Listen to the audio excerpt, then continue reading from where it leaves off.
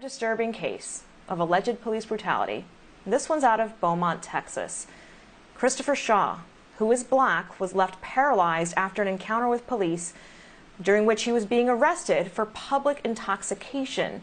He was then taken to Beaumont County Jail. And according to medical records obtained after his release, Shaw, who is 40 years old, suffered multiple injuries to his spinal cord prior to being booked in jail. Now, more than a month after the arrest, his attorneys are demanding the body cam footage and surveillance video from inside that jail be made public. We've reached out to the Beaumont police in regards to Shaw's case, but have not heard back. I'm joined now by Christopher Shaw's attorney, Chance Lynch. Chance, thanks for joining us tonight. First and foremost, how is Christopher doing? What's his current condition? Well, thank you for having me and addressing this case. It's extremely important that the public knows what is happening in Beaumont, Texas, and injustice is afoot there. I spoke with Mr. Shaw's sister today, and sadly, there's no progress. He is still paralyzed from the waist down.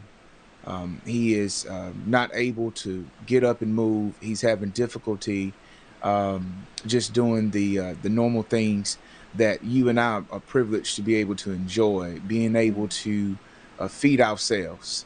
Even now, his none of his lower extremities, he's not able to move any of his lower extremities, and his upper extremities he can move, but he does not have a lot of control. So he needs help feeding himself and being able to do things such as holding the telephone or changing the channel on the television. He's having great difficulty doing that. How did all of this start with the police?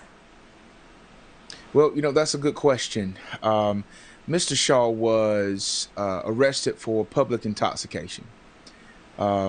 We were able to see some of the video with some of the video footage from the Jefferson County Jail. Sheriff Stevens was nice to allow us to come in to inspect that and see it, and we've been able to look at that, and his family has as well.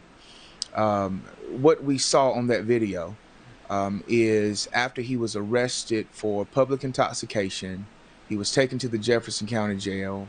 When he got inside of the county jail, he was taken in by a Beaumont police officer. And then upon arriving, 3 more law enforcement officers or correctional officers from the jail assisted the Beaumont police officer in getting Mr. Shaw inside. Once he was inside in front of the bookend area, on that video, we saw where Mr. Shaw showed some aggression. It looks like he may have at one point, while his hands were cuffed and behind his back, may have extended his leg out to maybe kick at the Beaumont police officer. And immediately after that, we can't see whether he really made contact or not. It doesn't appear that he did, not to us. And once that happened, the 3 correctional officers had him restrained. He was pressed up against a wall, and there was one on each side of him and one in front of him. And while they had him restrained and detained, we saw the Beaumont police officer reach beyond those correctional officers, yank Mr. Shaw out of their custody and control, flip him over where he landed on his head and his neck on a concrete floor, breaking his neck and his back. In that video is horrific. You can see that his body goes limp. At some point, paramedics are called. He's taken to Baptist Hospital, and while he's there, he's released. And they're saying that, according to what we're told, is that he was released to go back to the jail. And the most recent footage that we were able to see is the Beaumont police officer, the same one who assaulted Mr. Shaw, was the one who took him to the hospital and returned him to the jail. And when he returned to the jail, there's video footage that shows that he's actually lifting Mr. Shaw's legs while he's in a wheelchair so that his legs won't drag the ground while he rolls them inside, where he stays for, we're not sure how many hours before he's taken to a different hospital where he undergoes a number of surgeries and he is paralyzed. That's paralyzed because of public intoxication. That's right. Let that sink in for a moment for all of us. The police have not released the body cam footage, and you've not seen the surveillance video from the jail. So why do you think that is, and are you planning to obtain those videos? Well, we were able to see the surveillance video from the Jefferson County Jail because we have to remember that the incident occurred on the property of Jefferson County Jail, but the assault was done by a Beaumont police officer. And so the sheriff, that's her jurisdiction, so she was able to show us that footage that I just described, but we have not received any body camera footage. Now, we're told that there's body camera footage, and we have sent a formal request as the law allows to the chief, and the chief has not responded other than he's forwarding our request to the city attorney. That was at least a week ago. We still have not heard anything from him. While we were there, we've called a number of times. He has not returned our phone call. We have reached out to the...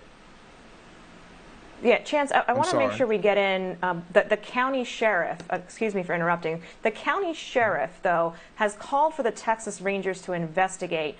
Is that happening, and do we expect that any criminal charges could result from this? Well, from my understanding, she has done that, and we have not received an update from the Texas Rangers. We do know that is her standard procedure, we're told, that when something happens in her facility, that she reaches out to the Texas Rangers so that they can do a thorough investigation. And I'm optimistic that with the Texas Rangers being able to come in without any bias, to come in to investigate the Beaumont Police Department and that officer, I don't see why they would not charge that law enforcement officer with assault inflicting serious bodily injury. For public intoxication, there's some expectation when in this area of work that you engage with people, and of course with someone that's publicly intoxicated, that there is going to be some expectation, a level of non-compliance. But to break a spinal cord, to cause injury to a spinal cord, causing a man who was well able and living a healthy life to go paralyzed, and now we're unsure if he will ever walk again, there should be charges. Chance, thank you for joining us, folks. Chance Lynch is a lawyer for Christopher Shaw, and I expect that you will keep us updated on what comes out from your efforts. Thank you again. I will. Thank you very much for having me.